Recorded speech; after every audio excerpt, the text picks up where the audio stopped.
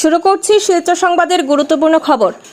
1 October থেকে ration দোকানে তেল, চিনি ও ডাল শুরু পাইলট প্রকল্প।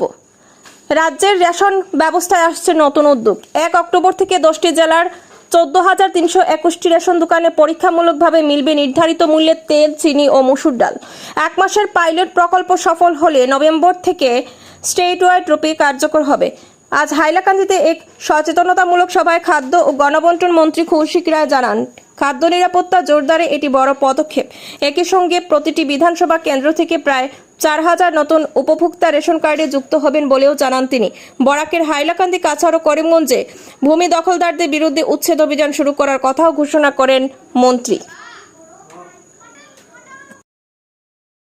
আমি হাইলাকান্দি জিলালৈ আহিছোঁ। ইয়াত আমি আমাৰ সুলভ মূল্যৰ দোকানী আৰু সমবায় সমিতিৰ লগত আমি আমাৰ নতুন যে যোজনা আঁচনি যিটো আছে চেনি, দালু আৰু নিমখ, সেইটোলৈ আমি এটা সজাগতা সন্মিলন কৰিছোঁ। আৰু ইয়াৰ পিছতে এতিয়া হাইলাকান্দি জিলা আয়ুক্তৰ কাৰ্যালয় বিভাগৰ অধিকাৰীসকলৰ লগত আমি আমাৰ ডিপাৰ্টমেণ্টৰ ৰিভিউ কৰিম, যেনেকৈ আমি স্কিমবিলাক কি চলি আছে, কেনেকৈ আমি ৰাইজক সহায় কৰিব পাৰোঁ, এইবিলাক বিস্তাৰিতভাৱে আমি আলোচনা কৰিম। হাইলাকান্দিত দুটা মতাউৰি ছিঙিছে, বান পৰিস্থিতি আকৌ দেখিবলৈ পোৱা গৈছে হাইলাকান্দিত। পৰ্যাপ্ত আয়ুক্তৰ লগত কথা পাতিম আৰু আমাৰ মাননীয় মন্ত্ৰী চৰকাৰলৈ হাইলাকান্দিত ৰাষ্ট্ৰীয় ঘাইপথ দেখিবলৈ পোৱা গৈছে। বৰষুণ কমাৰ পিছতে তাতে ৰিপেয়াৰিঙৰ কাম আৰম্ভ কৰিব।